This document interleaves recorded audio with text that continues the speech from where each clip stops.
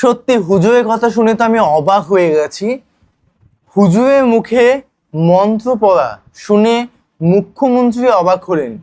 মানে একজন হুজুরের মুখে মন্ত্র, মানে কি শুনলাম এরকম একটা বিষয়। তো যাই হোক, দেখবো। চ্যানেল যদি নতুন হয়ে যাবো ফটাফট সাবস্ক্রাইব করে দিও এবং পাশে থাকা বেল আইকনটি টং করে বাজিয়ে দিও, একটা লাইক করে দিও। তো চলো আজকে ভিডিওটি শুরু করা যাক।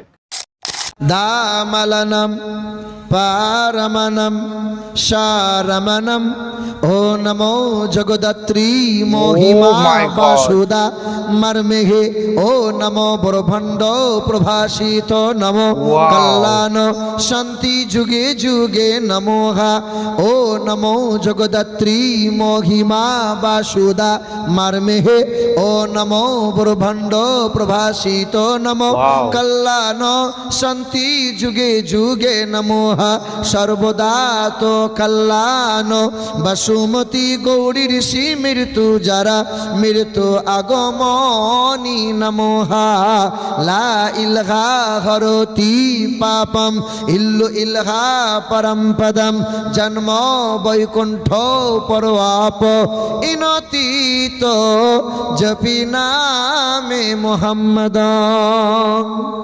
সকলে বলি সাল্লাল্লাহু। মনে মনে ভাবিয়েন না যে বামুন ভাড়া করে নিয়ে এসছি।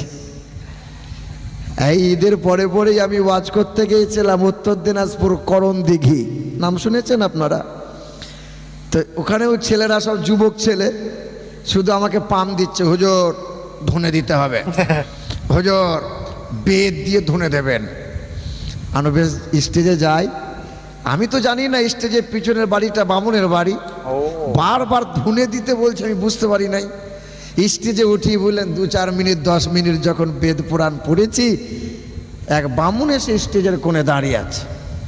আমি জিজ্ঞাসা করছি, ব্রাহ্মণ বাবাজি কোনো কিছু সমস্যা? আমি মনে মনে ভাবছি হয়তো কোনো মন্ত্রে গোলমাল হলো নাকি, বামুন কেন এখানে? তো বলছে, না বাবা আমি তো ঘুমিয়েছিলাম, হঠাৎ ঘুমের ঘরে শুনতে পাচ্ছি মন্দিরে পুজো শুরু হয়ে গেছে। ছুটে গিয়ে দেখছি মন্দিরে কোনো মাল নাই, পুজো করে কে? তা ঘুরে এসে দেখি জলসাতলায় মৌলবীতে মন্ত্র পড়ে, শুনে অবাক হলাম। তা সামনে এসে জিজ্ঞাসা করছে, বাবা একটা কথা বলি। তাই বলেন। বলছে, আপনি কি আগে কোনো বামুন টামুন ছিলেন নাকি বলেন তো? তাই আমি বললাম, কি মনে হচ্ছে? বলে, আপনার মন্ত্র শুনে মনে হচ্ছে আগে আপনি বামুন ছিলেন। আনো না, তবে মহান মালিকের দয়ায় আজ পর্যন্ত 19 জন অমুসলিম কালেমা পড়ে মুসলমান হয়ে গেছে। তবে মহান মালিকের ইচ্ছায় আরো 4 জন ওয়েটিংয়ে আছে। তবে দেশের পরিস্থিতি যা বাবা, আমার নওজোয়ান যুবকদের অনেক আবদার, কিন্তু তোমাদের আবদার পূরণ করতে গিয়ে আমার বোধহয় বাড়ি যাওয়া হবে না। কি মনে হয় দেশের পরিস্থিতি? এই যে আমাদের সবচেয়ে বড় খতরনাক হলো ইউটিউবাররা। এই ইউটিউবাররা সবচেয়ে বড় খতরনাক। এরা এমন এমন হেডলাইন লিখবে, দুর্গা ঠাকুরের কোমর ফাঁস করে দিল, হিন্দুদের গরু খাওয়া এই করে দিল, মানে যা না তাই, মানে অটোমেটিক হিন্দু রেগে যাবে। সে দেখবে জালসাটা কি আছে শুনি। কেন করে জানিও না। কিছুদিন আগে লালগোলাতে, বছর খানিক হলো, লালগোলাতে আমি একটা ওয়াজ করেছিলাম যে বাবা, গরু যদি তোমাদের মাই হলো, তাহলে গরুকে তোমরা ফল ফ্রুট খেতে দাও, মায়ের মতো তোমরা সম্মান দাও, খাট পালঙে রাখতে দাও, চামড়ার বেল, চামড়ার জুতা, চামড়ার বেগ পরো না। গরু যদি মাই হলো, তো সেই মাকে মুসলমান ডেকে বিক্রি কেন করলে বাবা? শুধু এই কথাগুলোই বলেছিলাম। না জানি কাটিং করে এমন করে জালসাগুলো দিয়েছে, নবদ্বীপ থেকে মানে হুমকি আসছে, আর আমার কাটিং ভিডিওগুলো দিয়ে মানে বাজে বাজে মন্তব্য দিয়ে সব কমেন্ট করেছে। ঠিক, আমি অনুরোধ করব, বুঝতে পেরেছি, ভালো ভালো জিনিসগুলো প্রচার করো। দেশের পরিস্থিতি খুব ভালো না, দেখছেন তো আপনারা, বলেন। হ্যাঁ, এখন চুরি করছে যারা, তারাই বলছে চোর চোর চোর।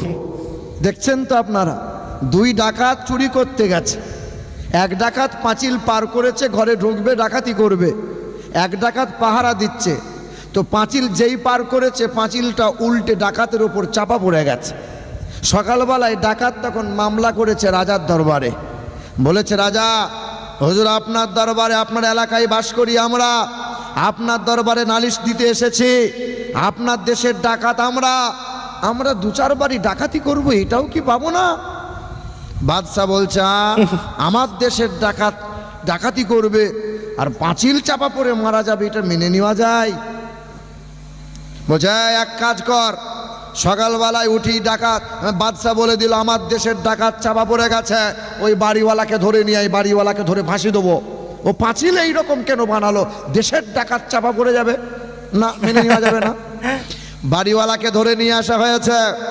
বাড়িওয়ালা বলছে হুজুর বাড়ি আমার, জায়গা আমার, পাঁচিলও আমার, কিন্তু পাঁচিল আমি বানাই নাই, ওই কুদালের বাপ রাজমিস্ত্রি ও পাঁচিল বানিয়েছিল। বলছে এক কাজ কর, রাজমিস্ত্রিকে ধরে নিয়ে আয়, ফাঁসি দেবো।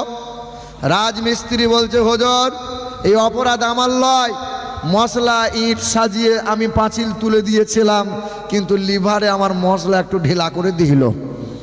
বলছে এক কাজ কর, লিভারকে ধরে নিয়ে আয়। লিভারকে ধরে নিয়ে আসা হলো।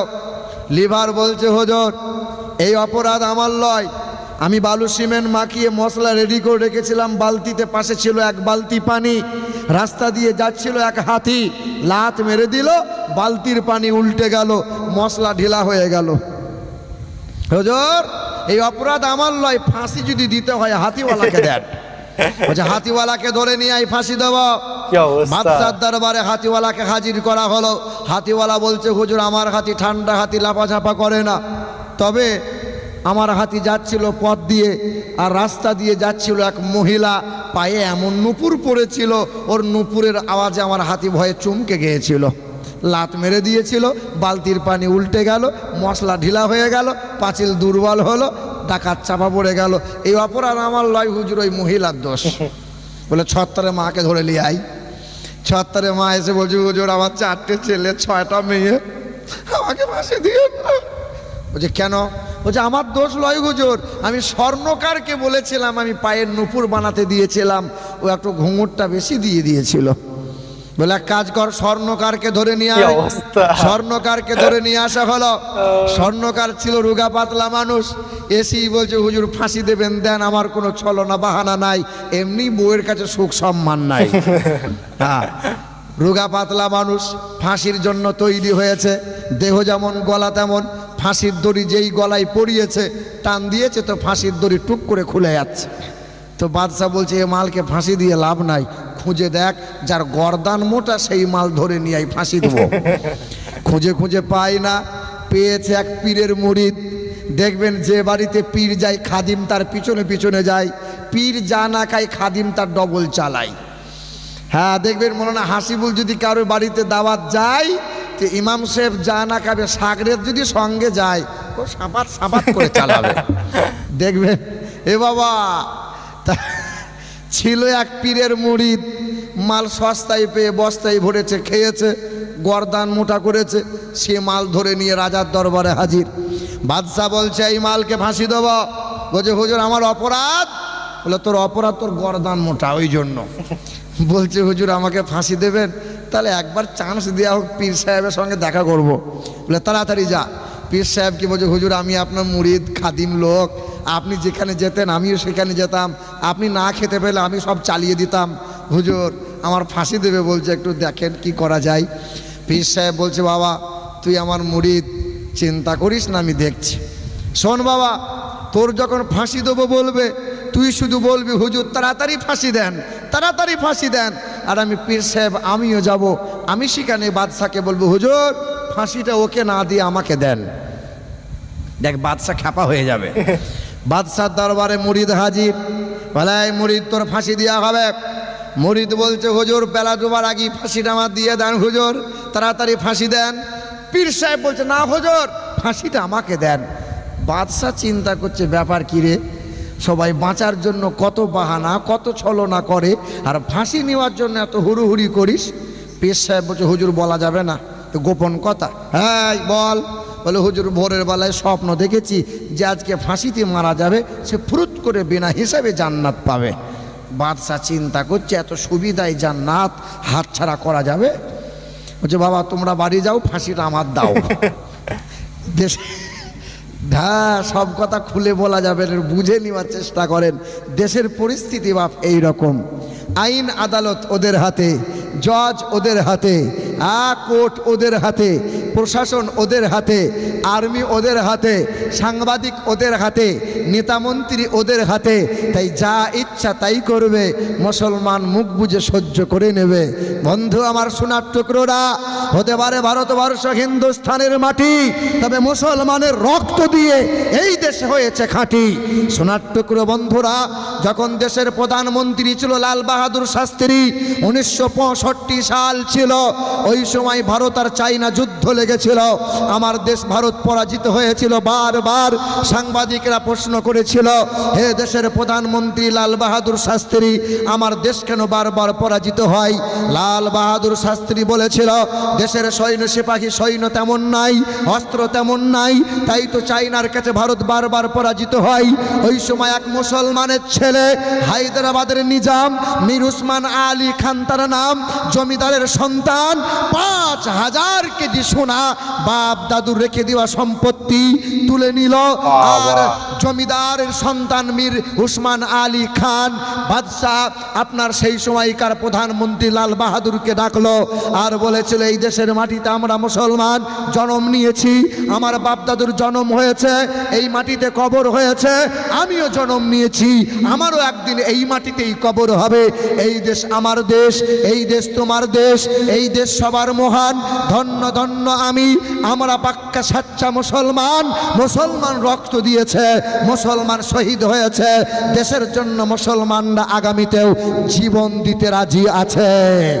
5000 কেজি সোনা দেশের প্রধানমন্ত্রীর হাতে তুলে দিয়েছিল আর বলেছিল, যান দেশের সৈন্য সিপাহী অস্ত্র আপনি তৈরি করে নেন, আমার দেশ যেন পরাজিত না হয়।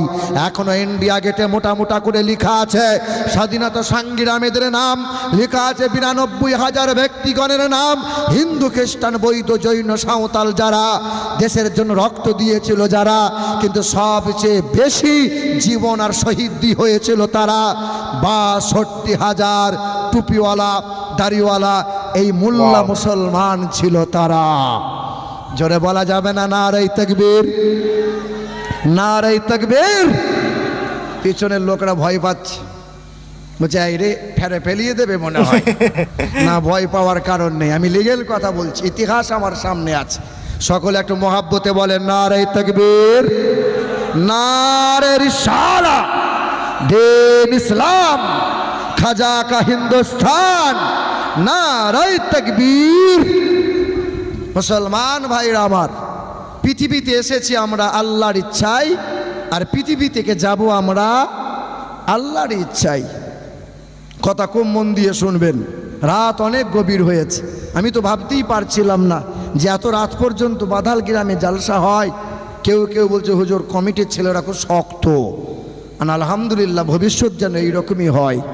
কারণ অন্যান্য জায়গায়, গত পরশু দিন লালগোলায় ছিলাম কোনো এক গ্রামে, সেখানে 11টা বেজে গেছে তো পুলিশ এসে হাজির হয়েছে, আর কত নানান বাহানা, কত ছলনা, প্রোগ্রাম শেষ করে দিতে হলো। ভাইরা আমার, পৃথিবীতে এসেছি আমরা কার ইচ্ছায়? যদি আমরা নিজেরা ইচ্ছে মতো আসতে পারতাম তাহলে গরিবের ঘরে কি আসতাম বাবা? নবাবের বাড়িতে আসতাম। আর যদি ইচ্ছে মতো যাওয়া হতো, কেউ কি এত সহজে চলে যেত? বলেন না। 2 বছর মায়ের স্তনে মুখ লাগিয়ে দুধ পান করে, কখনো দেখেছেন শখ করে বাচ্চা দুধ ছেড়ে দিয়েছে? দুধ ছেড়েছে। মা বহু চেষ্টা করে, এমনকি নিম পাতা বেটে বেটে স্তনে দেয় বাচ্চা যেন দুধ ছেড়ে দেয়। 2 বছরে বাচ্চা যদি শখ করে দুধ না ছাড়তে চায়, 70 বছর 80 বছরের মুরব্বিটা কেউ কি দুনিয়া ছাড়তে চায়? আমি প্রায় বলে থাকি, আমার বাপের নানি বেঁচে ছিল 118 বছর। বাবা, রুগা পাতলা মানুষ ছিল, লম্বা মানুষ ছিল, 118 বছরের মহিলা। তখন আমি সবে হাফেজে কোরআন হয়েছি, দেখা করতে গেছি। বড় মা কেমনে রও? তা বলে বাপ একটু দোয়া করে দে, তুই তো টাটকা হাফেজ। কি হাফেজ? তুই তো টাটকা হাফেজ, দোয়া করে দে বাপ যেন আর 10 বছর টিকে থাকি। মানে 118 বছর বেঁচে আছে, তখনও চাইছে আর 10 বছর চাই। কেউ কি মরতে চাই বাবা? আগে কারা মরবে? যুবকরা তো ভেবে নিয়েছে এখন তো আমরা মরবো না, আগে মরবে কারা? আগে মরবে কারা?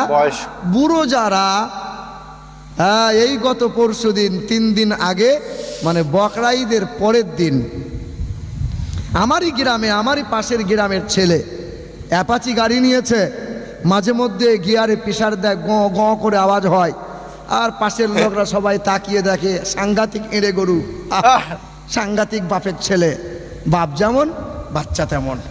দেখবেন মাটি যেমন হয় গাছ তেমন হবে, মাটি ভালো হলে গাছ ভালো হবে, গাছ ভালো হলে ফল ফলন ভালো হবে, কারখানা ভালো হলে প্রোডাক্ট ভালো হবে, আর মা বাপ যদি ভালো হয় বাচ্চা ভালো হবে।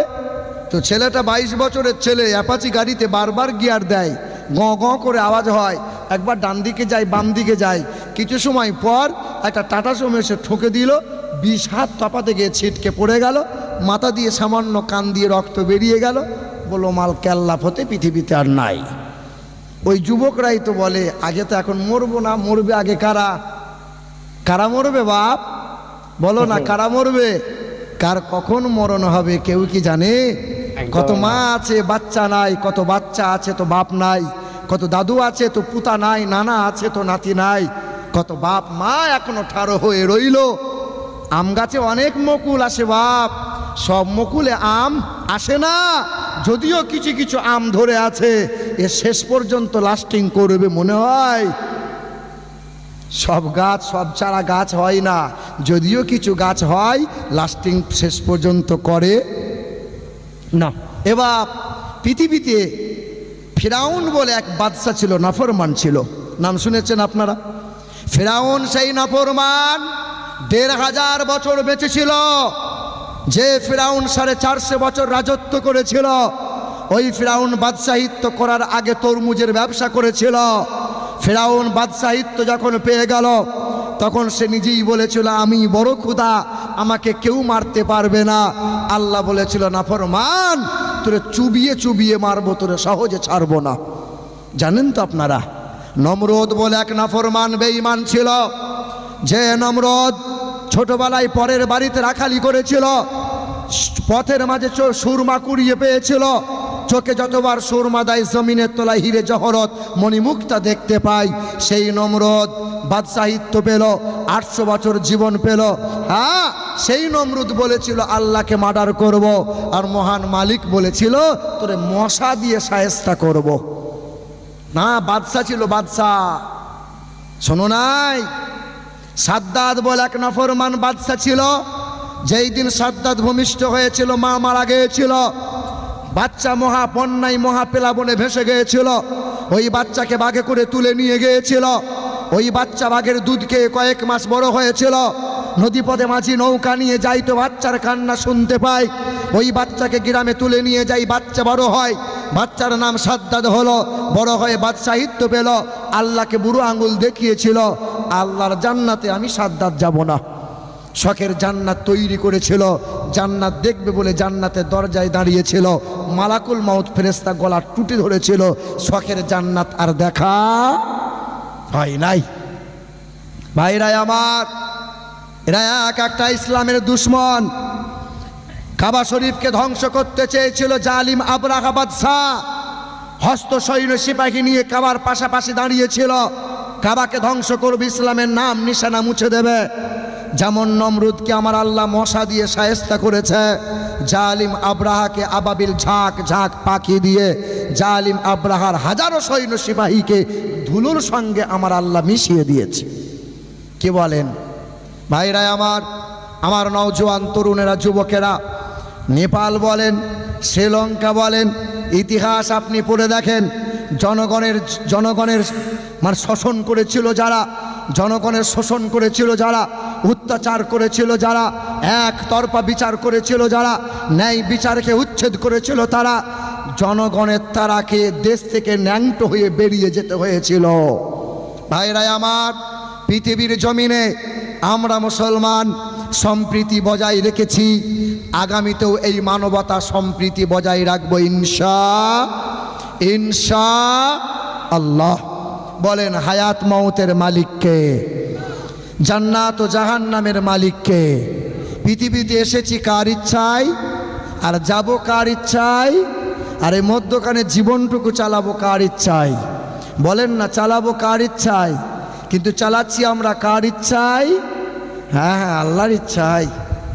আল্লাহ। ঈদের আগের দিন জিজ্ঞাসা করলাম, বাবু কোথায় যাও? এই 21-22 বছর ছেলে বলছে, আব্বার কাছ থেকে 600 টাকা নিয়েছি, চুল কাটতে যাচ্ছে। ঈদের দিন জিজ্ঞাসা 500 করছি, টাকা? দেখি তোমার চুলটা কেমন কেটেছো? তো মাথার টুপিটা খুলে দেখাচ্ছে চতুর্দিকটা নেড়া, মধ্যখানে চুল ঠাড়ো করেছে। আর এটা কেমন কাট বাপ? বলছে ভেড়া কাট।